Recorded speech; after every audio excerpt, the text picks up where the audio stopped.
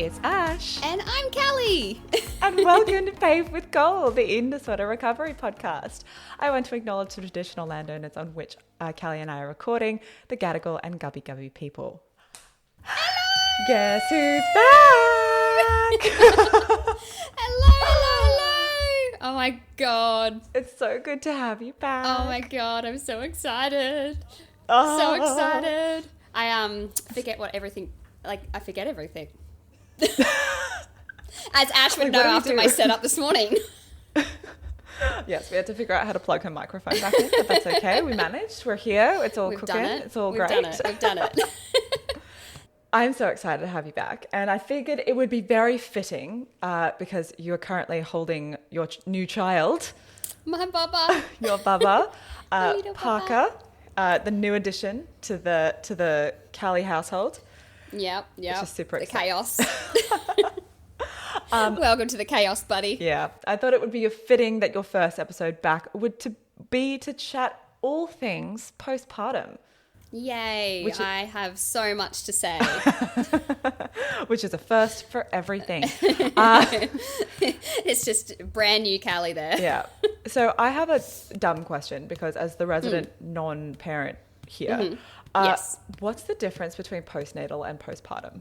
Because I hear the two all the time and I'm like, are they the same? Are they different? Yeah, it's the same thing. Okay. It's the same thing. So there's like perinatal, which is like before you have the baby. Yeah. And then, postnatal, postpartum. And then same thing. Yeah. I don't know, does natal and partum mean different things? I don't actually even know, but it indicates the same period. I'm sure someone will be listening and be like, actually, it's different. And I'm sure someone will and be like, and that's fine. Wrong. But actually, I'm going to Google it literally right now. I'm pretty sure there's no difference. It means the same period, I'm sure. Okay. So, according to the World Health Organization, the term postpartum period and postnatal period are often used interchangeably, but sometimes separately, when postpartum refers to issues pertaining to the mother and postnatal refers to those concerning the baby. Okay. Okay, there you go. For the purposes of this episode, Postpartum. we'll be talking about postpartum, but if we use them interchangeably... we mean postpartum. Yeah. We mean the mother. Yes. Yeah. Although, I mean, there might be some times where it could be postnatal, it could mean the baby, because I feel like there's many rants I can go on about diet culture in babies. Well, yeah, I think that's a whole separate episode at this point. Because that's fucked. Let's dive in, because I have a feeling we might be chatting about a lot of things. So, first of all, I want to hear about what's it been like for you postpartum. Obviously, this is your second time around. How was it different? How is it the same? What have you learnt? How much have you slept? All of the things. So I have not slept, I think, since I gave birth to him, which is now, how old is he now? 9 weeks old. So I don't think I've slept since I gave birth to him. Well, since I went into labour, really. So that's fun. So I'm really tired. It's always funny because I'm like, I used to have insomnia when I was unwell. And I always think about that. I'm like, at least I got to just lie there. At least I didn't have to get up and support another human being back to sleep. Now I want to be asleep, but I have to be awake. Yeah. It's it's really cruel. Also, throughout the episode, apologies if you hear baby grunting and sounds. How has it been? It's been really good. It's been chaos. It's been absolute chaos because obviously I've got Blakey as well. So she's 2.5. And so a 2.5-year-old and a baby together is not for the weak-hearted. It's something else. Yeah. Because you're obviously helping a toddler regulate and, be a toddler in the world and learn things, but also have to adjust to a new sibling and not being the center of attention entirely. Yeah. So that's rough. She's done really well. She's done really, really well, but it's been there's been, poor little Parker man has copped a few hits to the head. Oh dear. Because, toddlers, man, they're wild, but they just lose all sense of being able to regulate, and that's how they kind of they outburst. They just, so that's been wild. It's been being a parent to a newborn this time around is a lot easier. I don't have postpartum anxiety this time, whereas with Blakey I did. I think just because I am just a lot more confident in what I'm doing. And like I kind of just know. And I'm a very chilled out parent in the sense of like not much really bothers me. I'm just like, I don't know, like I don't get caught up into the little things anymore because it's just not worth it. And so I've learnt that, yeah, like not to stress so much about if, you know, with Blake when she was a newborn, it was like, oh my God, I've got to get her to sleep. I've got to get her to, you know, into this routine. And now I'm just like, like even if you try that, it's not going to happen. So like you can't make little people do anything. I was watching, because on the Paved with Gold Instagram, which is basically the only Instagram I'm on these days. I sign out of my old one because it's just toxic wasteland. Good on you. Yeah, it's good. So much better for my mental health. Yeah, 100%. But on that account, we follow Find Food Freedom. And, yep. And she has just given birth as well, or is now and this is her second as well. And she posts things like 554th thing that people didn't tell me after having, you know, about motherhood. And she does like really real talking heads kind of things. One of them was the second time around I'm able to actually slow down and enjoy the parts with the baby a little bit more because I'm not freaking out about keeping them alive. Yeah, because I've done it already. Yeah, 100%. And even just like, cause you get so much pressure from around you, and like so much pressure from like not only health professionals but also like other parents or like / mothers. We'll get there. We will definitely get there. But even just around everything, like around sleep, around like just everything. And so I remember with Blake here, it was really like, during the day, it was really stressed upon me, like, you know, she needs to follow these sleep patterns and, you know, she needs to be in her bassinet at night and, you know, et cetera, et cetera. Whereas with him, I'm like, he doesn't sleep unsupported during the day at all. He only contact naps, which really stressed me out when Blake did that. Because I'm like, no, she's going to get into a habit of this. And now I'm just like, well, fuck it. Like, if that's how he naps, like that's how he naps, I'm just going to sit here and enjoy it because it's actually like, it's the nicest thing to have a little baby like asleep on you or like a toddler asleep on you. It's so comforting. Yeah. So I don't need to do anything else. The house can wait. I am back at work and my clients just know that I'm going to have a baby in session with me, likely asleep on me, and like I just roll with it. So that's something that's hugely different. Is just like, yeah, you're just kind of like not as stressed about the things that you should be doing. Yeah. And you have like, I've just slowed right down. Yeah. Like, that's good. I barely leave my house and I'm really happy about it. Whereas before, I mean, I'd be like, but I don't have a baby for her to blame that on. I've got Teddy, which counts. It absolutely counts. It's really nice because it's just like, oh, I don't have to leave the house and like, I don't know. It's really lovely to kind of just slow down and not feel like I'm failing. Yeah. By doing that. So, yeah. Yeah. Well, that's awesome. Yeah. And I think one of the reasons why we did want to do this episode in particular is because this time, especially if you have had a history of an eating disorder, the risks for relapse and developing eating disorders are just so high. It's a really high risk period. I think I remember reading that a lot of people recover during pregnancy. Yep, I've heard during this. Pregnancy, they become really well, and then it's in the postpartum period that they relapse, and it makes sense, right? Like totally. It makes total sense because you're so sleep deprived, your window of tolerance is like reduced to nothing. Your hormones are going fucking wild. Plus, your body is changing. If you're breastfeeding, that's a shit show. Again, we'll get into that. If you're not breastfeeding, that's also a shit show. Yeah, like. Well, in preparation for this episode, I did a quick dunk into research, and the Centre of Perinatal Excellence, also known as COPE, has an... I love COPE. Yeah. They had an article that referenced a large study that found that in the 3 years after having their baby, 40% of, they say women, but I'm going to use the term, people who've given birth, 40% of people who've given birth with anorexia had relapsed, and 70% of those with bulimia had relapsed. And then other research has shown that... That's huge. Yeah. And other research has shown that new mothers with eating disorders or those with histories of eating disorders are more likely to develop postnatal depression and anxiety. They're also more likely to stop breastfeeding earlier and can experience feeding difficulties.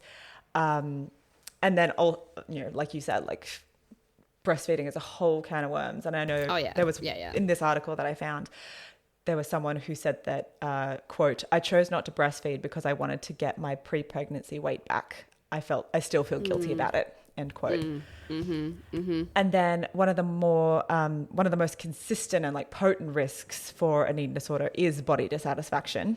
And a report from the Western Journal of Nursing suggests that around 50% of people are dissatisfied with their weight postpartum. Yeah. And then the last bit that I found, and which was according to a study of the court entitled Eating Disorders, Pregnancy and the Postnatal Period, a review of the recent literature, found that 50% of those with an eating disorder history experience postpartum depression. Yeah, so that's huge. All in all, it's a massive huge soup of of risk for eating and disorders. Also, unfortunately, it's not screened for. So we have different, I guess, screening tools for postpartum, well, prenatal and postpartum. So prenatal is before birth. Screening tools to kind of see, like, if you're at risk of depression or anxiety and stuff. We have a lot of screening tools for that. We have nothing for eating disorders. So bad. It is not screened whatsoever. Thankfully, a lot of obstetricians are starting to move away from the weight-centered model with pregnancy care. Good. However, that's predominantly in the private sector and not so much in the public sector. So it's a very privileged kind of thing that you can access. And also it's a very privileged thing if you're in a straight-sized body. Yeah. If you're in a fat body, then you're going, like, it's, I can't speak to that because that's not my experience, but I can imagine what that's like because that's just a whole shit show in and of itself. Yeah, especially with gestational diabetes, which is absolutely. And then like the shame that you get with that, it's just like, it's insane. It's like, no. It's crazy. And there's also like it's wild when you look into this. Hospitals won't allow you to give birth in their hospital if you're over a certain weight. You have to, so if you're, Sorry, if you're in I had a shocked face. Yeah. If you're in a town and, your hospital, like you've got your hospital there, that, your birthing hospital, if you're over a particular weight, they won't allow you to give birth there. You have to travel to the nearest major hospital to give birth there. Fuck off. Because you're too high risk. So immediately you have a high risk pregnancy if you're over a particular weight. Ugh. You're also not allowed to have a water birth. Because it's too high risk. Don't really know why. There's a whole bunch of things that they it's if you're over a particular weight for that, like, it's just wild. A really good person to follow on Instagram actually is the heavyweight midwife. Oh, I'm gonna follow. Incredible resource for those in fat bodies because she kind of just debunks everything. Love it. Basically, and kind of gives you the tools to be able to advocate if you are in a larger body. Oh, amazing. Yeah, but it's wild. Like, that's a whole nother kettle of fish. If pregnant people didn't have enough shit to deal with. Oh, yeah. And, like, my experience is, like, for both my pregnancies, was never weighed because it just wasn't, like, not necessary, not, like, it's just not relevant. But, a lot of people's experiences, especially in the public system, is, you're not allowed to gain over X amount of kilos. If you gain over X amount of kilos, it's a bad thing. You need to go on a diet. Like, as if you need to be fucking dieting when you're pregnant. Like, it is, like, one of the worst things you could do. Oh, my God. Like, in general, the worst thing that you could do. But also when you're pregnant, when you're growing a literal fucking human, which, by the way, like, so you've got the weight of the human plus your placenta plus, like, just the fact that you're, like... Water. Oh my God, it's just horrific. And also it's shit. So, like, a lot of, oh my God. I mean, insane amount of body distress. And just to go back to that article I was reading from Cope, which I'll link either on the website or in the show notes.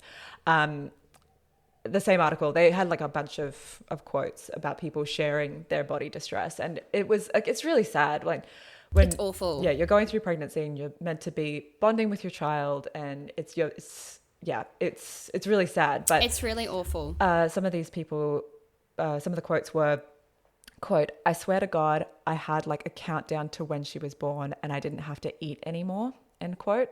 And then another one, quote, breastfeeding left me gaunt and thin, which only stirred old habits. I was so busy with the baby that I often just forgot to eat. When people said, you don't look like you've had a baby, it just reinforced my old eating behaviors. I was feeding my baby and starving myself at the same time, end quote. Yeah. So if people are listening to this and feeling that, it is totally normal, because I think that the amount of distress that you go through with your body regardless during pregnancy, it's wild. And then on top of that, having previous history of an eating disorder, or previous disordered eating in general, or just literally living in the thin ideal diet culture, especially bounce back culture, we will get into that, etc. And like that. But what are some of the risks of a postpartum eating disorder to both the mother and baby? I have a few things, but I'd like to hear I'd love to hear your thoughts on it first. Yeah, well, I mean, you hit the nail on the head with, it deep dives straight into postpartum depression and kind of like your mental health being really quite bad. And the thing with postpartum depression and stuff, and, combined with an eating disorder, is you can become into a place where you're actually not able to look after another human. So you're actually not able to look after your baby. And that's, that's not your only purpose. You are very important. It's not just the baby we need to think about. But in the same token, right, that's really distressing. And that's a very real thing that can happen to people. And, there's a lot of cases where, mothers will have to be hospitalized in the postpartum period, often with their baby. And that's really distressing and traumatic for people. Yeah, of course. I mentioned this time around with him, and, I enjoyed my postpartum period with Blakey, really. But, I'm actually really enjoying him as a baby, and enjoying being slow and cuddling him on the couch and all of that sort of stuff. It just robs you of that time, and that's time you don't get back. And this is super cliche, but they really do grow quite quickly. Quite quickly. Already he's 10 weeks old. Where the hell did that time go? You know what I mean? And you were awake for most of it as well. Exactly right. Exactly right. Trust me. It's gone really quickly, even though I've not slept that entire time. But it's really I look back and oh my God, I don't get this time back. I couldn't even imagine what it feels like if you're having to struggle with your mental health at the same time. What it must feel like to look back and, so with, disordered eating and eating disorders in that time, that's a huge thing. That's a huge factor to consider. And also bonding, right? The actual bond that you have with your baby. Yeah, absolutely. Attachment begins the moment you fall pregnant. And so, it's... Yeah, and that's not to say that stuff you can't get that back. That's definitely, there's a lot of research and evidence that says, you can get that later on, but it's super distressing to think that, you might not be able to have that. Enjoy your postpartum kind of period as much as you can, right? Plus, we consider breastfeeding if you want to breastfeed, because, not everyone does, and that's fine. But if you're wanting to breastfeed, completely impacts your milk supply. It's kind of makes it sort of impossible. If you're not eating enough, you're not going to produce milk. And then if you're not producing milk and you're kind of not willing then to go to formula, your baby's going to be starving. And that's really distressing. And, that, your starving baby leads to brain damage, so... It's, so, and there's so much pressure around you to breastfeed. And so, a lot of mothers will push on. And if you're kind of not eating adequately, then, it is actually damaging to the baby as well. So, and yourself, it's, your body has so, plus you've just given birth. Yeah. And I mean, that was one of the other things is not just... You need to recover. Yeah, and actually by nutrient deficiencies and, restricting can absolutely prolong your physical recovery from the very traumatic thing that your body just went through. Abso-freaking-lutely. It's so funny because everyone's like, oh, your body's made to do this. And I'm like, really? Really? Are they actually? Because I don't know. But pushing a human out of a small hole isn't kind of my idea of fun. I don't know. Bodies Like, may be capable of doing things, but also cesareans exist for some bodies where babies are just like, nah. yeah. Like, and also like, I don't know, back in when bodies were made to do this without, and this is, people are going to cancel me for this, but How many women died in childbirth? exactly right. I'm just saying. I'm sorry. And that's not to say that people can't, like, home births and stuff are so beautiful. However, anybody chooses to birth is so beautiful and, is all the power to them. Personally, put me in a medical setting because that's not for me personally, but it is for a lot of people and that's amazing. But, like, where was I going with this point? Recovery. Yeah. Like, your body needs to recover. There's actually, like, I think they say that it takes 2 years for a postpartum mother person to get back to the way their body was before pregnancy. 2 years. And, like, that's wild. And that some takes a bodies lot might of not recovery. even go back. Yeah. Yeah. And when I say go back to what it was before pregnancy, I don't mean, like, Shape-wise. aesthetically. No. I mean, like, mentally, hormonally, like, your pelvic floor, etc. And like you said, some people's pelvic floor, etc., will never go back to what it used to be. Like, I don't think fucking mine will, but I think I'll always pee myself now. But Thank you. I'll be thinking about that every time I make you laugh. But yeah, like, it's actually, like, it's really hard. And plus you're so sleep deprived. And I know when you're so sleep deprived, you're just actually naturally more hungry because your body naturally craves energy. And so the way it can get energy is through food. And because you're not really getting it through sleep, you're going to want it through food. And so that's why, like, a lot of people, like, I know I do, I reach for more, like, energy-dense foods and, high-sugar foods because it actually gives me a bit of energy. Yeah. And I'm not getting that through sleep, so I'm going to get that through food. And if you're depriving your body of that as well, like, fucking hell. You're just basically going into zombie mode. Oh, yeah. Like, it's horrific to think about. Yeah.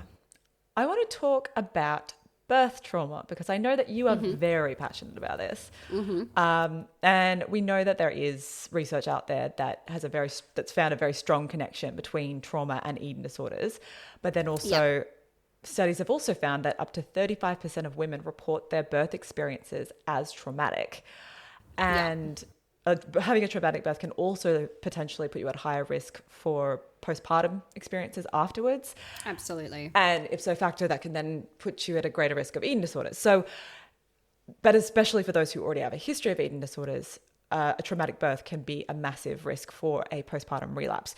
So now that I've just given all of that, can you talk about birth trauma for a while? For a little while. You can have a cut-off period for me. Look, I'm really privileged in that I didn't have birth trauma, which I am so, so grateful for because I was able to access, my team was incredible. Nothing really went wrong. Like with Blakey, like a few things were kind of a bit, and I sort of think on that, but I wouldn't call it birth trauma. But for so many people, and I actually think the statistic of it being 35%, I actually would say it's probably higher because you also take into consideration that birth just in it of itself is kind of traumatic. Like, it's a lot. Like, it's wild. Like, my labour with Blake went for, I think I was in labour for like 16 hours and with him it was like 14 hours. And that's like, like that in and of itself, like being in active labour for 14 hours is really hard.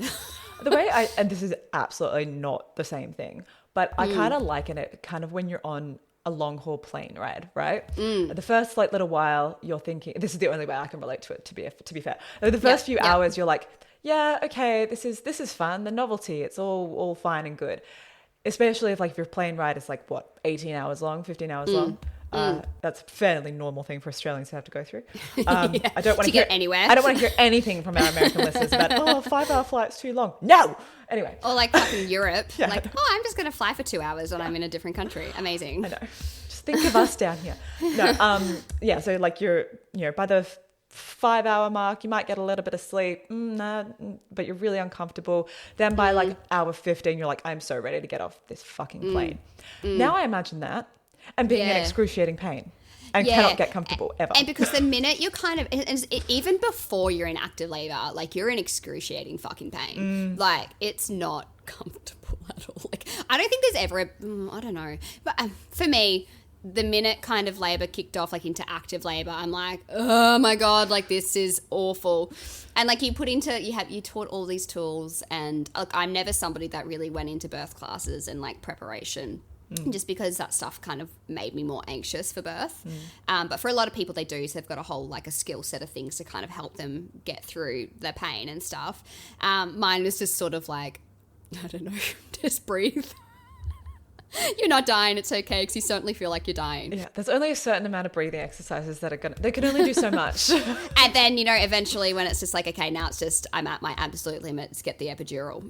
Like, just get the fucking epidural. Like, get it to me now. But yeah, so where am I going with this? Birth trauma. So, in and of itself, birth is kind of just a traumatic experience. And then the actual act of, pushing out a baby. And then if that doesn't happen, cesarean section, et cetera, you're literally having like 6 layers of skin cut through to get a baby out of you. And then the recovery from that is really, really awful. So it's just an all in of itself, like kind of a traumatic thing that your body really does go through, and your mind, because it does take a lot mentally. Then you get all of the things, people go through with birth that is really traumatic. I have a friend who had to go under anesthetic and, almost bled out, and her husband had to, I know she won't mind me sharing this, her husband had to take their baby, like once it was born, because then she had to go into theatre to, straight into an operation. And he didn't know if she was alive for, 6 hours. So, like, there's a lot of stuff, probably trigger warning for that. There's a lot of stuff that, people go through in birth that is just so traumatic. And unfortunately, as soon as, you kind of give birth and you have that baby in your hands, the mother really is no longer as important as she was through pregnancy. Like, you're really well looked after. Well, again, my experience is very privileged with pregnancy, but you're quite well looked after. Like, you're kind of the priority, and the baby is too, but how you're going is kind of really, really well looked after. But postpartum, the minute you have that baby in arms, it's okay, start feeding. It's, picking the baby up. It's not sleeping. It's, and if you've just been through birth trauma as well, no wonder we have people relapsing. Plus, it's not screened for. We don't screen for it. We're just kind of thrown into motherhood and thrown into sleep deprivation, like severe sleep deprivation. Like, it's, like some people have an okay experience of their baby's sleep, but for most babies, it's, very normal to be up every 2 hours, if not more. Yeah. And so severe sleep deprivation, what your body's just been through, add birth trauma, like a really traumatic experience into that. Some people almost lose their lives. Some people can't hold their baby for the first, however long. That's really traumatic, because then there's a lot of outside messaging that comes to you that, the first, hour of birth is really important for, the bonding experience and et cetera, plus the breastfeeding experience. And also, if something goes wrong and then something, is wrong with the baby, then I can imagine that there's probably some feelings from the mothers like, what did I do? Did I do something wrong? Oh my God, and then the blame and the shame is on you, and even though it's absolutely not. Absolutely. Absolutely. And like, then you consider, like I said, you're not screened for an eating disorder, because you've got to look after a baby, right? Yeah. But there is just no screening tool. And to me, that's just wild, because you're just really left unchecked. And then you're thrown into like, okay, so you've just gone through all of that. Now you're getting messaging around losing the baby weight and how much weight you've gained. And, going back to, breastfeeding, all that sort of stuff. Like, it's wild that it's not screened for. Yeah. Like, especially if you've been through birth trauma. Yeah. I mean, for everybody, it's super important. But we know trauma, like especially people with a history of eating disorders, very likely they've already got trauma as well. Very likely they've already got medical trauma as well. And this just piles it on, right? So I just can't believe it's not screened for. Let's talk about breastfeeding, actually, because I know it's a very hot topic. Bring it on. I know I've got you for a window, so I'm just trying to plow through as many of the hot topics as I know that you want to talk about. Go for it. Also, just wanted to flag with the birth trauma stuff. We did talk a lot about like natural birthing and, you know, vaginal birth and cesareans, all that kind of stuff. There is no better way to do it over one over another. Getting the baby out. It's all birth. It's birth. Yep. So it's all birth. I don't want to hear anything. There's different ways to do it. Exactly. But it's all birth. I just wanted to put that out there of saying, no matter how it's done, you're giving birth. You're giving birth. You did a great job. And I heard one just like, oh, if you have a cesarean, it doesn't make you a real mother. I'm like, okay, well, you can just go fuck off. To be fair, that wasn't... Are you joking? Like, I'm sorry, but you're having... Did I mention you have 6 layers of skin cut through? And a baby is literally pulled out of your fucking stomach? Like, if you, like... And then you've got to recover from that? Yeah. I always love when they say, like, after... I mean, I didn't have a C-section, but, like, for C-section mums, you know, you're not allowed to carry over X amount of kilos, but... you're expected to like carry the baby and like, you know, especially if you've got a toddler and it's like you got to carry the capsule and but yeah, sidetracked. No, back to where we were. Yeah, exactly right. But anyway, back to where we were. Breastfeeding. Yep.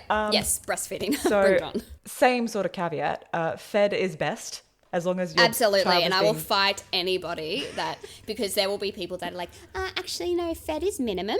That is the bare minimum of what you can do because, you know, otherwise if fed is best, then we just have babies eating steak. Like, what the fuck? Like, you know what we mean when we say this. So don't... Yeah, anyway, sorry. Just had to put that in there because people will... And I, like, laugh about that, but there's genuinely people who are like, you know, if it's fed is best, then we'd just be feeding baby steaks. Yeah, like, okay. Well, obviously fucking not. Callie, you're expecting the people on the internet to have nuance, and they don't. So... Oh, my God. It just does my head in. Lactivists are like... My eye is twitching. So I know that there is a lot of pressure to breastfeed. Yeah. And often at the expense of like mental and physical health. Oh, yeah. And I know that you stopped breastfeeding with Blake, and I know you've spoken about this on the pod before, that you had to actually restrict quite a bit from your diet in order to breastfeed, and that for you was just kind of like a non-negotiable. Yeah, so Blakey had CMPI, which is cow's milk protein intolerance. So I'm already a celiac, so can't have gluten. And with Blakey, you know, my first postpartum experience, like I mentioned, I had postpartum anxiety and intrusive thoughts, which is another really common thing for mothers to get postpartum. And so when I needed to cut out dairy for Blakey, I was just kind of like, oh, you know what? Like, is it worth kind of putting myself at risk a little? Recovery maintenance, right? Like, I kind of identified that, you know, I was already going through a fair bit postpartum. So maybe cutting out an entire food group when I already can't have an entire food group might have just put me a little bit too much at risk. And you know what? Like, maybe it wouldn't have, but I just wasn't willing to kind of gamble with that. Totally. Plus, you know, to be honest with you, I did not enjoy breastfeeding whatsoever. And so it was kind of an invitation to be like, you know what, I'm going to stop because my mental health is actually really important. And it's actually really important for the baby for me to have good mental health as well. There's a lot of research into, you know, mother's mental health actually being really like the more important thing for the baby, like a good, maternal mental health is actually more beneficial for the baby than breast milk is anyway. So I kind of was like, you know, I'm going to call this because, and the minute I stopped, my mental health improved tenfold. Amazing. My postpartum anxiety actually went away as well. Awesome. Which is just incredible. So I was then able to really enjoy my baby and feeding my baby, and you know, I experienced that my bond was not impacted whatsoever, and you know, my baby did not give a shit about where its milk was coming from. She just cared that she was being fed. So I experienced, so that was, and so going into my feeding experience with Parker this time, I was really, really aware of that. And I had plans to kind of, I've got a tin of formula in my cupboard because I have no qualms in, you know, if it's too much for me, cracking that open and him having that. I'm really lucky this time around. My breastfeeding experience has been a lot easier. I'm not getting, I don't have postpartum anxiety. It's not really impacting my mental health a lot. We're having some issues with his stomach currently, which could be dairy. And so, look, we're seeing a pediatrician. We'll navigate that when it comes to that. But it's unfortunately in the space, the pressure you get to breastfeed, it's kind of like you are not as important as that baby getting breast milk. And the amount of stories I read about people, you know, feeling so guilty if they have to stop breastfeeding, it's like, it's really actually upsetting. Like if you read some of these stories of mothers who have had to give up breastfeeding and the guilt that they feel, it's really like, it's so upsetting to read. Yeah. It's so heartbreaking because they think they've just failed. Yeah. Oh, I hate that. I hate it so much. It's Oh, like there's just so much pressure on mums. So Oh my much God. pressure. And then yeah. and then also some people physically just can't No, breastfeed. a lot of people physically cannot. Yeah. And then Yeah. also the amount of changes that happen with your body while you're breastfeeding. It's Oh, just, yeah. I really dislike this whole the mother is no longer important once the baby's there. And I mean, look, I'm not going to go into it because we'll be here for a while, but especially with this whole move to basically make women purely as just baby making machines, and then let's not open that can of worms because holy shit, we'll be here. but it's almost like kind of a similar thing. It is at 100%. We're sold this kind of narrative that it's a patriarchal thing. 100%. It is absolutely a patriarchal thing, and I believe that childbirth is also a very patriarchal thing, that, you know, you must go through the pain, don't get an epidural because, you know, you've failed. Like the way you give birth, you know, you can fail in that way as well. Like if you get an epidural, that's a fail. If you get a C-section, that's a fail. So patriarchal. Such, you know, like, in what world do we need to go through that? And, you know, and power to anybody who didn't have pain relief as well, because that's their choice, you know, but it's all about that choice, right? And it not being better or worse, it just being you're giving birth. And it's the same with feeding your child. You know, having that informed choice and not being guilted for what you choose, whether you choose to breastfeed or whether you choose to formula feed. There's no hierarchy there. Yeah. Yes, of course, you know, because we have to mention that, yes, there are obviously benefits to breast milk. However, like, not at the detriment of the mother's mental health or physical health, or, you know, even just like, I have a really good friend of mine who simply just did not want to breastfeed, so she didn't. Yeah. I think it's very much, it's a personal decision. Yeah. It's all about weighing up risks versus harms versus pros and cons, and it's absolutely personal. It is totally personal. And absolutely.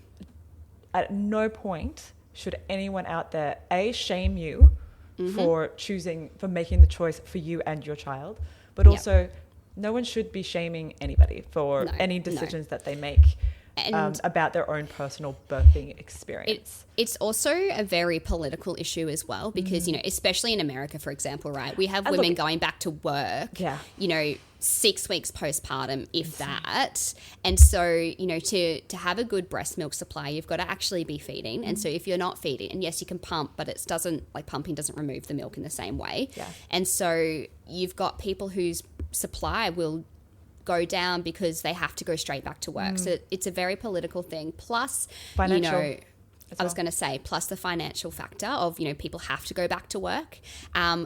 Also, we have this really cool thing, you know, everywhere, I guess, called lactation consultants. And not everybody can have access to a lactation consultant because they're actually really fucking expensive. I know with Blake, I looked at trying to get a lactation consultant. I couldn't afford it. And so, like, it's a thing that's sprouted to mums, you know, get a lactation consultant. If you're having trouble breastfeeding, go see a lactation consultant. Not everyone can actually afford it. Like, they're hundreds of dollars for a consult. Not everybody can afford that. And, you know, one consult is rarely enough. And so people can't actually access that. Totally. So often, you know, formula is the better option because their child is then fed. And, you know, it's a really big political, it's like, I'll get on my high horse with it. Like, it's... But at the same time as well, I mean, people, like, breastfeeding is free, whereas formula does cost a lot of money. So there is there's multiple factors going on here. And I just want to say that, so nobody gets angry, Ash did free in inverted, like in little inverted commas. Oh, yes, I did. Just so people know. It's financially free, You know, it's not in terms of labor cost per hour. You could yes. Exactly right. Just wanted to tell people that you did the little I did. quotation marks. Yeah. So it is absolutely a intersectional decision. Absolutely. And so if anyone's out there shaming someone for their choice to breastfeed or not. And just read fucking like Instagram or Facebook comments. It will like, it's honestly just holy shit. Like it's actually like rampant. Well, like it's insane. Let's talk about that, right? Yeah, cool. Let's talk about the societal pressures facing mothers in general, but also particularly this bounce back sort of mentality, because I think that is a huge thing for people in general who have given birth, but also particularly those who are at high risk if they have had a history of eating disorders. But also the pressure to bounce back to literally doing everything that you were doing before you were pregnant. And like bounce back culture is absolutely real. According to a study called the Eating Disorders in Pregnant and Breastfeeding Women, a systematic review, 75% of women are concerned with weight retention in the first month after delivery, and 70% are attempting to lose weight by 4 months postpartum. And that's not even talking about people with a history of eating disorders. Yeah. So, or existing I'm not eating shocked disorders. at whatsoever. Neither. I'm surprised it's actually I would only say 70 I would or I was going to 75%. say like I would say it's probably higher, to be honest. Yeah. Those people just haven't been asked or something. Right. Yeah, let's talk about that. Yeah. Fuck, man. And I mean, I do think as great, again, I'm talking purely not as a person who has ever experienced this, but from my overall surveillance of listening to things online, I do feel that mum groups are a great tool for a lot of mothers, but oftentimes if you don't have a good one, they can really turn your relationship with your, like, And even if you have a good one, Yeah. there's still a lot of talk around bodies and losing weight and like comparing. just, like diets and just fuck me, man. Like across the board, really. You hit the nail on the head. Like it actually like is wild to me. And I really got angry about this time around. I probably didn't give it as much thought when I was postpartum with Blakey, but this time around I got really angry that like I had just given birth and I was expected to go jump straight into being like doing everything, like having to just do everything. And especially when I have a toddler, like just having to, have to take my toddler to daycare, and I have to like, you're just expected to act like nothing had ever happened. And like you were just fully capable to kind of physically and mentally do everything. But then you bring into, like you said, like bounce back culture. Oh my God. Like you just have to go online to see the barrages of mothers online, going on this diet and look at my stomach. I'm fucking 6 weeks postpartum and I don't look like I ever gave birth. Okay, let's talk about that. All right. Okay, let's. Yeah, so I sent you a reel yesterday. Yes, you did. Now, I know you got your hands full, so I will describe it for you. It's... Oh, my God. Oh, the anger. Ash's eye is twitching. It's... So, it is a reel of a ex-model. Well, actually, she is a model. She's an influencer. And she is an incredibly genetically gifted, quote unquote, thin woman. Very thin, as in... Very privileged. Very privileged. And she did a watch my belly change 2 weeks after birth video. So she did 12 hours in the hospital, 24 hours poking her belly, body checking, 72 hours, again, all like side profile, holding her baby, then 4 days and 1 week, then 2 weeks. And all of it is just her body shifting back to, the way it was. Literally by basically, 2 right? weeks, she is almost back to her, like, totally flat stomach. Yeah. And of course, the caption in which people put under these videos are very much, it's essentially thin women doing body positivity. And look, she talks about how she's grateful for her body and my pelvic floor didn't recover, and it's all about healing from within, and that's where her mindset has shifted. Look, I'm not trying to dunk. Then why are you showing it like from the outside? If it's from the way it is within, then why is it necessary for you to? Again, I'm not trying to shit on this influencer, although I know I kind of am about to. But the caption has nothing to do with what is actually in the reel. And I was wondering what the comments would be like. And I will tell you, the comments absolutely passed the vibe check here. Amazing. People, one comment said, to any postpartum mum, please understand this is not the norm and you're doing just fine. Another one was, why is this even a thing? Showing off when you should be looking after your baby. I mean, first of all, you have no idea if she is or isn't looking after her baby. Should be looking after you, but that doesn't need to come to them. But also, why do you need to be showing this? Yeah, the focus shouldn't be on what your body looks like after you had a baby. It should. You're doing a shit ton of things. Yeah. Someone said, your delivery day belly is my 20-week belly. There was my favorite one, which is in all caps. Must be nice. Just going for the straight aggression. I love it. Yeah. And then to go to what you said, which was your first reaction was also a white bikini 2 weeks postpartum, because yes, she was wearing like all white stuff. You said, I'm sorry. Where is her pad? Your insides are legit bleeding out of you for a minimum of 6 weeks. And that's kind of what kicked off this whole episode. Well, it just highlights to us that she's literally doing this for the likes on Instagram, because let me tell you, you are not wearing a white fucking bikini 2 weeks postpartum. And this bikini, there's no room for even a pad. Right? Because there is stuff that's going on before you give birth. That's not white bikini friendly. Absolutely not. I think I had to wear fucking period underwear for the last 2 trimesters. Yeah. It's and not again, not to shame on this person, but why? Why do we need to be showing this? Because you can send the message that I think she was trying to intend to send without imagery like that, without kind of giving people the idea that this is kind of what is normal, because it's actually not normal, and it shouldn't even be the focus. If that's what your body has done, that's fine too. That's normal for you, but it's not normal for everyone. We just don't need to focus on it. It perpetuates this ridiculous bounce back idea. And of course, this is normal. This is the same influencer who tried to push Tresemme hair products to help your postpartum hair loss. I'm like, it doesn't work like that. It's just not a thing. Your hair's just going to fall out or it's not going to fall out. Again, it's a bit of a genetic factor.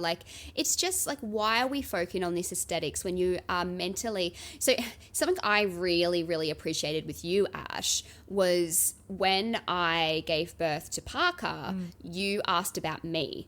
And I just think that is the best thing that anybody can do for a mother, because when we're reducing to mothers down to just being a mother and just to a body and just to what your body looks like, what your body is doing for a baby, it's really upsetting. It's actually it makes me want to cry, because it's an awful feeling. It's a classic, I think, I can't remember the words you said to me, but it's a classic, people come and visit you postpartum and they don't actually check in on you. They just want to see the baby. They go straight to the baby. Yeah. I'm a big, I've said it before, I'm not a big baby person. I don't plan on having children. And so if someone's given birth, I like to think of myself as the fairy godmother who comes to look after the mum. Because when my sister gave birth, I went over hey, I can hold your baby while you paint your nails. I was on a meeting and I was holding my niece, and then I did have a shower. Then I did her laundry. Then I made her lunch, and I'm let me know what I can do to make your life easier, because look, exactly right. I also tried changing her nappy and I totally sucked at it. So I'm look, I'm not even going to bother, and I'm just making more mess. So what I'm going to do is I know the best way that I can help, which is to focus on my friend or my sister or the person I love, Yeah. And that's the thing though, most mothers, they know how to hold their baby. They know how to take care of their baby. They actually probably really want to be holding their baby. When everybody comes over and you've got to hand your baby over and pass your baby around, it's actually really kind of hurts your heart a little bit, because you just want to be holding your baby. And so we don't need people holding the baby, unless, sometimes it is really helpful for me, because I'm Mum, take the baby so I can have 2 hands and have a shower and, maybe like do something with my 2 hands. That's really helpful. But for the most part, like, I don't need to be part, like, if you, like, please go, like, I can hold my baby while you go and do the laundry. Mm-hmm. Like, I can hold cuddle my baby while you cook food, make lunch, clean up the house. Mm-hmm. Like, I don't want to be handing my baby over to then have to go do that stuff. Yeah. Like, it's really, and so when we see videos like this, it's just like, it might seem unrelated, but like, it's just like, this is what you're good for. Yeah. Like, and it's really upsetting. Yeah. Because it's not, and it actually, like you said, you hit the nail on the head. There are so many things that you're having to do postpartum. The last thing that we should have to focus on is our body and what it's doing. But yeah, and then this idea that you're supposed to literally do everything. Oh my God. And I'm sure it's really hard, especially if it's your second or third or fourth or however many. You're also a large portion of your time, because you're at home, it's like, oh, well, you can look after the other one as well. It's like, well no. You literally are. Like, you literally have it, like, looking after, like, and I've got 2. I can't imagine what it's like to have more than 2, because, like, it's hard. Like, and, I remember I really appreciate the postpartum period with Blake now, because when she was sleeping, I got to do nothing. But, when Parker's sleeping, I've got to look after her. And I love it. I love, I treasure, getting to actually do things with Blake. You also don't need to justify it, by the way. No, thank you. Yeah, you don't have to be like, I love it. But it's also, you can just say, really hard. It's really hard, full stop. Yeah, exactly right. And that's exactly right. Like, again, mother guilt, right? Like, mum guilt is fucking wild. And I feel like there's this massive pressure to perform and be grateful. And this idea, like, all the time. It's like, I love my babies and it's like, I've cherished all this time, but it's also really, really hard. You don't need to preface that, I think. Yeah. You've hit the nail on the head. We know that you love your babies. We know you're doing everything that you can. It can still be really hard. Yeah, and it is. Yeah. Like, it is really hard. And this bounce back culture is just absolutely ridiculous. And when you see all of these ridiculous celebrities who are doing it and influencers and whatever. Oh my God. They also probably have personal chefs. They probably also have personal trainers. They've got people like they have nannies. Yeah. Like, there's so much help that they probably have. Yeah. And they're not disclosing that. I remember there's this one influencer that I just like love to rage about for so many reasons. But when she was postpartum, I can't remember how old her daughter was, but she was like had all these posts about how important it is to, focus your energy onto the things that matter, aka her family, spending time with her husband and her daughter, really quality time. When she got home from work, she really focused on spending that quality time with them and, make sure that, they got all of her. And I just remember thinking, like, what the fuck? Like, not everybody can actually do that, because when you've got to actually, like, cook people food and, like, there's a lot of life responsibilities that kind of, not everybody has the privilege of being able to kind of like have that unchecked time to just be. And like, she's, it's really important for me to have time to myself and go and, do my hour of exercise. That must be nice. Go and meditate and, eat healthy, nourishing foods. I looked into it more. I found out she had a nanny. Her husband was a stay-at-home dad and she had a chef. So when she's eating all of these healthy, nourishing foods, it's because a chef fucking cooked them for her.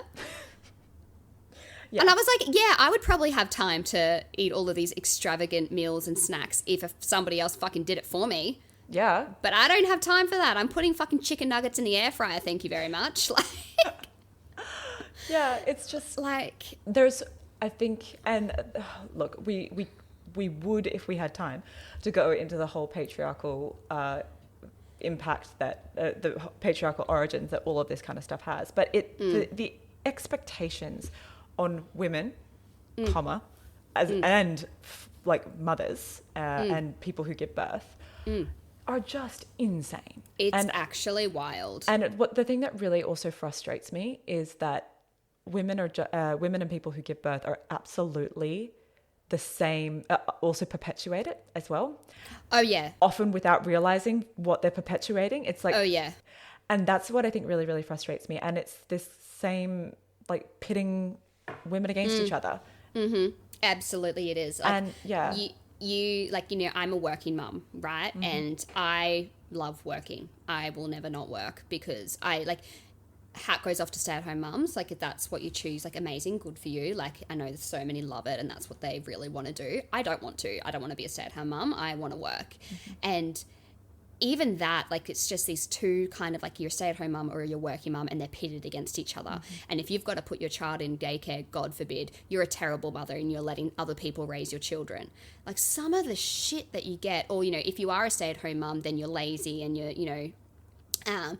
do something for, like, it's just like, holy shit, like, we can actually just never win. Yeah. And yeah, it's totally. just like, we don't, like, why are we getting into this? Like, if you want to be a stay-at-home mum, amazing, good for you. Like, go you. If you want to be a working mum, amazing, incredible, good for you. If you've got to put your child into daycare, awesome. They're probably going to be so well looked after and loved. And oh my God, I remember seeing a post that's like, your village looks like a lot of different things. So my village, for example, part of my village looks like the daycare workers that absolutely love and cherish my daughter.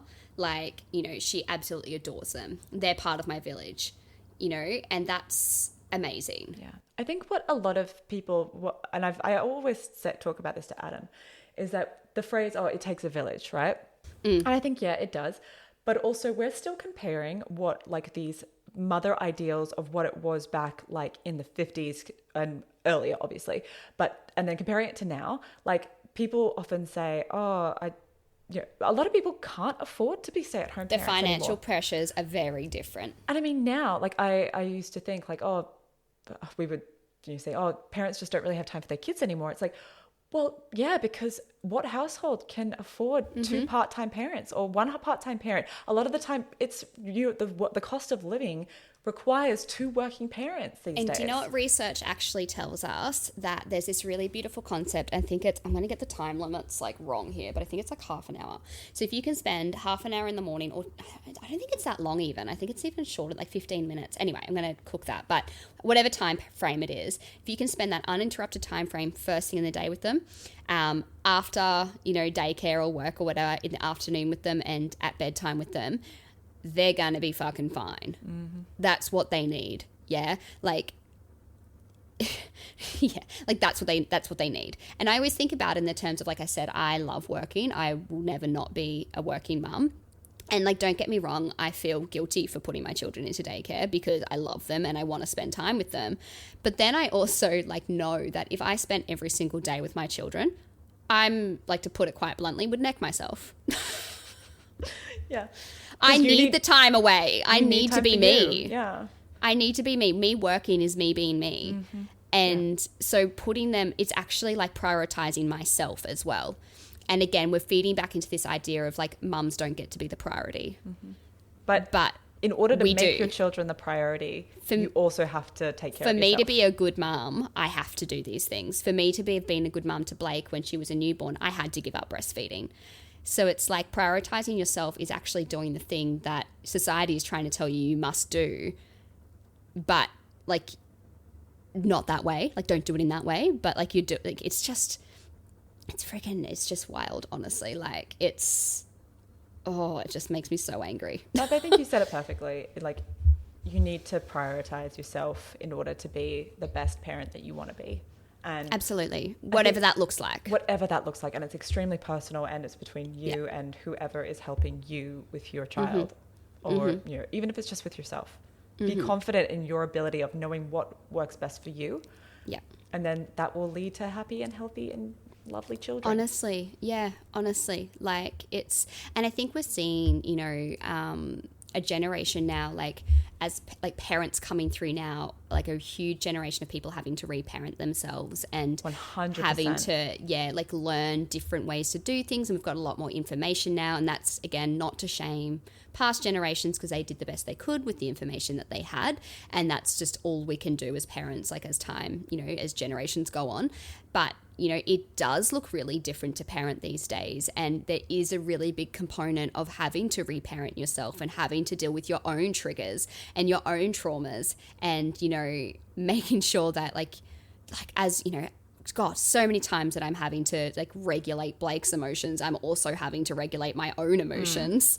Like it's almost like, oh my God, like it's the blind leading the blind, really. But like, and it's really healing. But there's a lot more pressure these days to do things differently, and it does look like a lot more like it does look really different. Yeah. And it's hard. It is hard. But I think there are definitely ways that we can navigate the time around, I say we, as if I'm included in this. Hey, you're part of people's villages. Exactly. I think there are ways that there are strategies that people can use in order to prevent a relapse or prevent a damaging sort of relationship with their own bodies and all that kind of stuff. So I want to talk about that as the last thing. And then, Yep, cool. So how can we prevent relapses? How can we prevent disordered eating? How can we prevent all of that? I think one thing is also a lot of it is kind of summing up everything that we've kind of talked about, right? It's remembering that your body just went through an incredibly significant ordeal. Prioritizing what is best for your physical and mental health. Yeah. Curating your social media, getting rid of frickin', especially because you'll probably be flagged as, you will get ads. You'll be flagged by these platforms and having just being a new parent. So you will be inundated with all of this shit. So either take yourself off those kind of things, mute, unfollow, report, block. Do what you need to do. Exactly. Building your support network and relying on your support network, because there's no, you having people to, even telling people what you need them to do. Like, hey, I'm fine to hold my baby. Can you help me do other stuff, right? And support networks can also look like, because a lot of people can't have them physically, it does also look like, maybe people online. It does look like, finding healthy sort of mother groups, or it does look like having friends interstate, or just somebody who might want to listen. Exactly. Looks very different for a lot of people. Yeah. Also being comfortable. Prioritize comfort, because that's probably something you haven't had for a while. Yes. Oh my God, yes. Yep, absolutely. The stretchiest pants you can find, guys. Oh yeah. Or, and on the same time, I kept having conniptions about this, for like a month now, ages, since I was postpartum. I really struggled with dressing myself. It's something I really, really struggled with. And my body image in that regard was in the trash bin, because just my clothes didn't fit me anymore. And the clothes that I used to wear didn't fit me anymore. I'm breastfeeding, so I can't wear particular things because I can't feed in it. My boobs also, I'm usually very flat-chested, don't have boobs whatsoever. Breastfeeding, I still don't have huge boobs, but I have more, I have boobs now. And that to me is really kind of triggering, because I don't know how to, that feels foreign to me. It doesn't feel like me. I don't feel like me. And so dressing myself was a really big ordeal. And I had so many meltdowns to Drew being like, I'm just so sick of wearing oversized t-shirts and bike shorts, because that's literally it's all I wore. And also you have to change your clothes multiple times a day. If you're being vomited on, Parker's got reflux. And I kind of got to the point where I just didn't. It just became my new scent, and I just rolled with it. But you're right. Someone is experiencing body dysmorphia or having some really hard body issues, and it's really uncomfortable and traumatizing to look at your new body. Having to change your clothes multiple times a day can be really difficult. So me getting dressed in the morning, I would change my outfit at least 3 or 4 times, because I put something on, don't feel comfortable in that. Put something on, that doesn't fit. Put something on, don't feel comfortable in that. It's really, put something on, my boobs don't feel right in that. Combine that with neurodivergence as well. It's kind of like that, it's touching my boob wrong, or it's touching this wrong, or it's, just, so yeah, there's that component as well. And this is a very privileged thing that I was able to do. I was able to go out and get new clothes that I felt comfortable in. But ask for support around that as well. Yeah, totally. And do whatever you need to make yourself comfortable. Yeah. Whatever that looks like for you. And then of course, I think the last one would be patient with your body and yourself in this time. It's cut yourself some slack. Honestly, you've just done an incredibly amazing thing. And you have so much on your plate, so there's no point piling on stuff that you don't need. I'm not talking about food, guys. I'm talking metaphorically. Because you do need the food. But also, like that's a really good point though. So something that I do every Sunday is I food prep. And I'm really, again, privileged and lucky that I have a partner that's able to look after both of my children while I do that. Sometimes it looks like putting Parker in the carrier and doing it with Parker in the carrier while Drew wrangles Blake. But I make sure that I have really accessible, readily available snacks for myself all week. Because like you mentioned earlier, it can be really, really easy to forget to eat, like genuinely. And then combined with your neurodivergence as well. Yeah, combined with your neurodivergence. Or if you're on the couch nap trapped, you can't get up to go get a snack. And so like I would make sure I've got a little like lunchbox almost on the couch next to me for if I'm nap trapped, I've just got food right next to me. I've got my water next to me. I can just be here for hours and I've got food and I know I'm like ready to go. But I make sure that I spend time to make sure that I've got really readily available, accessible, neurodivergent friendly foods near me so that, you know, I can eat like, because it is actually like, it sounds really stupid, but like you can actually just not have time to eat when you're a mum or like a parent. And that's what we're talking about, like prioritizing your mental and physical well-being in order to ensure the best health and well-being for your child. And just as a note to anybody who has a friend that might be postpartum, please just get them food. Don't worry about getting baby onesies. Don't worry about, they've got plenty of those. Just please get them food. Stuff that can be frozen as well. A meal subscription service, like please just get people food because that's actually what they need, and maybe a cleaner. But like that's actually what people need, and especially if you know like your loved one has had a history of eating disorders or disordered eating. Food should be your priority. Absolutely, because it's actually like even cooking dinner is really fucking hard with a baby. And if you need to, do seek extra help if you can and if it's financially available for you, because that can be really, really helpful. Yeah. I think just trying to prioritize yourself, and also for people who do have friends who have given birth, check in with them. Yeah, very important. And of course, you know, like, yes, you want to hug the baby, but like please hug the mother first. Yeah, exactly. Yeah, like, because they need it. Yeah. Lord, no, like, honestly, I had a random old person in, where was I? I was at the aquarium. It was That's my right, first. you posted about this. Yeah, it was my first, like, I was like, I've got to get out the house. It was a Saturday because I'm solo with both kids on a Saturday. I'm like, I'm just going to try and go to the aquarium. It's Blake's favorite place. I'm going to get there. I'm going to do it. And I wrangled the both of them. And an old gentleman said to me, oh my gosh, you were doing such a good job. That looks so hard. He had his granddaughter with him. He's like, I've just got my granddaughter with me and that's hard enough. I can't imagine. He's like, how old is he? And at the time he was like 7 weeks old or something. And he's like, oh my God, you are incredible. And I was like, almost cried. That's amazing. Please tell mums they're doing a good job. Oh, Kaz, it's been so good to have you back and talk to you. Yeah, I'm so excited. So we'll try and have you on board with every episode moving forward. Sometimes you might have to miss a few, but we'll do our absolute best. We'll do our I best. don't like talking to avoid. And I need you. Oh, I need you. Stop it. Don't stop it. I shan't. That's all for today's podcast. Thank you so much for listening. Don't forget to hit that subscribe button so you don't miss an episode. And if you like what you hear, please consider giving us a 5-star review on Spotify or Apple Podcasts. You can follow us on YouTube and Instagram at Paved with Gold Pod. Send us an email at pavedwithgoldpod@gmail.com or visit our website pavedwithgoldpodcast.com. All of those links will be in the show notes along with extra resources. And until next time, stay safe and we'll talk to you again soon. Bye. Bye. Goodbye now. Goodbye now.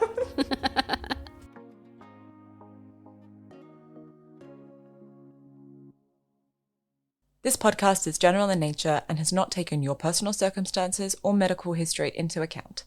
We are here to share our own experiences and the things that we have found helpful throughout our own personal recovery journeys. Please remember that each person's journey and circumstances are different, and not all of the information contained in this podcast may be relatable to you. It's important you consult your own GP or recovery team to seek out tailored advice before making any important decisions relating to your own health and recovery process. If you have found any of the content in this episode distressing, please contact your care team or a medical professional. If you or someone you know is in crisis and needs help now, please contact emergency services in your region immediately.